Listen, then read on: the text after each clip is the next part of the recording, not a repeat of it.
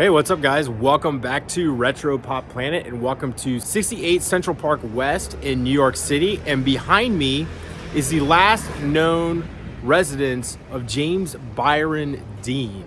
Over the past few years, as I've traveled to Manhattan during the holiday season, I've attempted to casually walk in the footsteps of James Dean, the brooding, iconoclastic actor immortalized in 3 films. 1955's East of Eden, directed by Elia Kazan, Nicholas Ray's Rebel Without a Cause, also from 1955, and Giant from 1956, directed by George Stevens. Dean never lived to see the premiere of his final movie. I've been a massive James Dean fan since probably the 7th grade. I took a joint history English class and we watched all 3, the big 3 of the movies. And then I think I read like multiple books. When he died in that auto accident, this address was still listed, meaning that he still owned this place.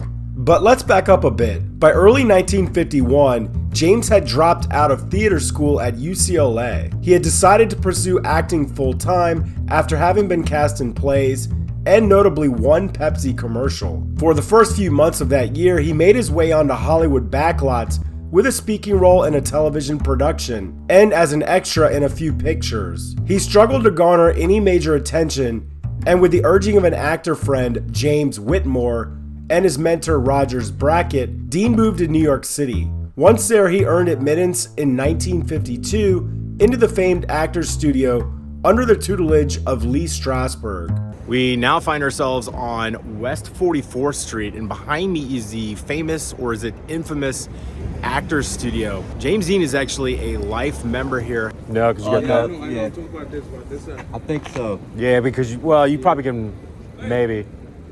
Yo, bro, you moving? Okay, I had to move across the street because they were unloading some stuff over there and they needed the spot where I was standing. But what I was saying is pretty much anybody that's anybody in method acting has gone to school here.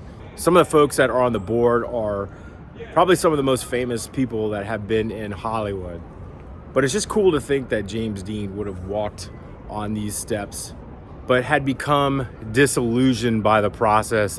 Dean was proud of his participation in the studio, but had become disillusioned by Strasberg himself after a particularly harsh critique of him for a scene he had adapted from a novel called Matador. He stormed out of the session and refused to open himself further to any more of Strasberg's critiques.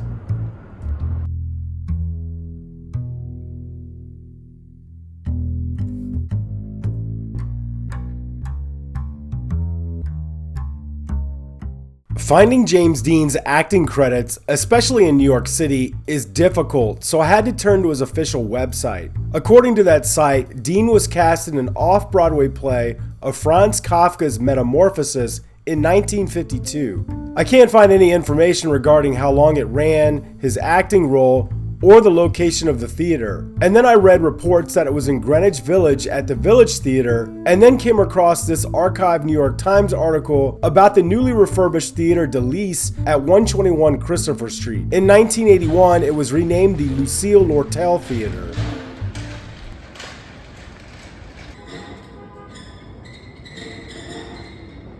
At the end of 1952, Dean was cast on Broadway in Richard Nash's See the Jaguar. This play only ran for 5 performances across 3 nights, from December 3rd through the 6th at the Court Theater at 138 West 48th Street. His role was Wally Wilkins. Dean admitted in interviews that New York City was overwhelming when he first moved there. As a cash-strapped out-of-towner, he chose to hang around Times Square movie theaters and cheap all-night diners while living at the Iroquois Hotel. Today it's a luxury hotel in Midtown at 44 West 44th Street. Prior to this, it's been reported that he first lived in a brownstone rental on the Upper West Side at 13 West 89th Street. At the time of this video, the home has been on the market since May of 2025 and listed for $6.2 million. Even though the real estate guides heavily advertise it as a former home of James Dean, it's very difficult to pin down the accuracy of this address.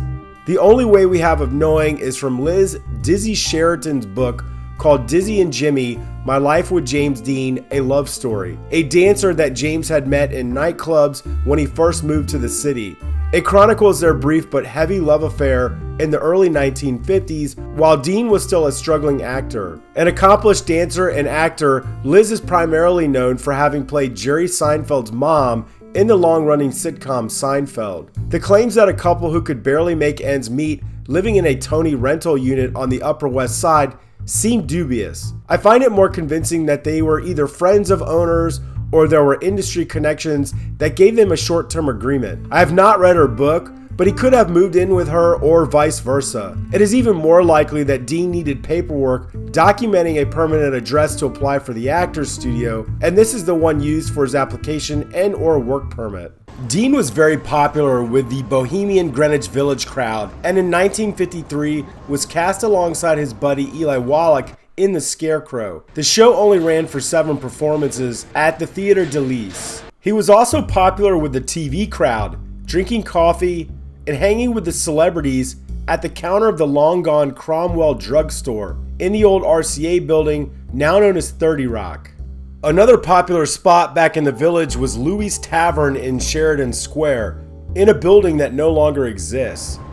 You could get veal parmigiana for $1.75 and beer for $0.10 a glass.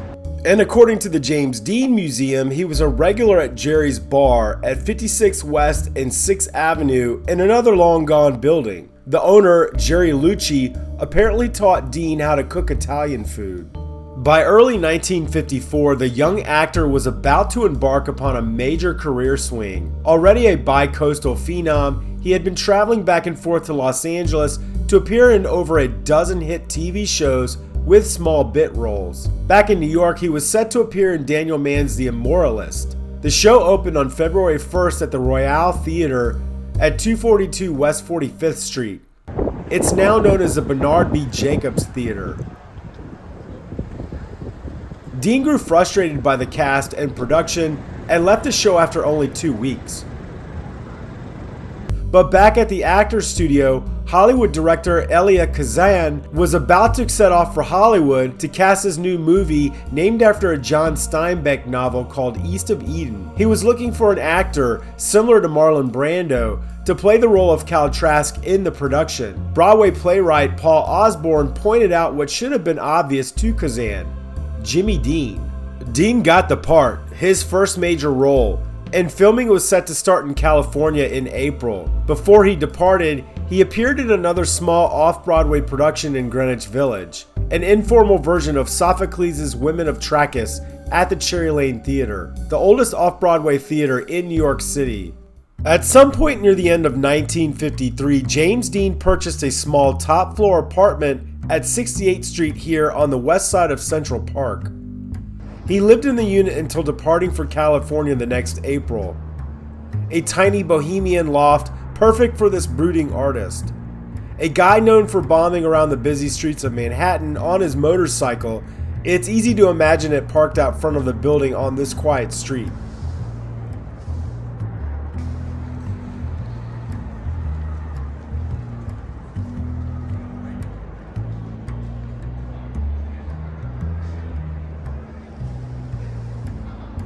There are a couple of YouTube videos that show you what the apartment and rooftop space looks like today. We also have so many great still images taken by Life magazine photographer Dennis Stock, who was friends with Dean.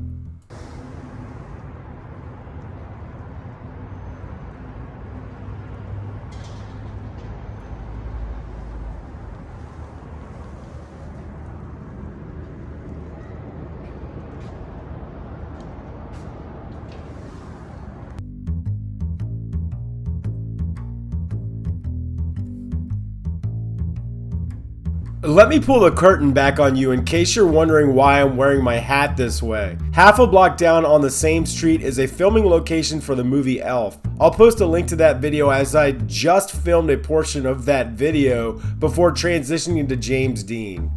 I think the most iconic imagery is of him walking down the middle of the rainy avenue in Times Square.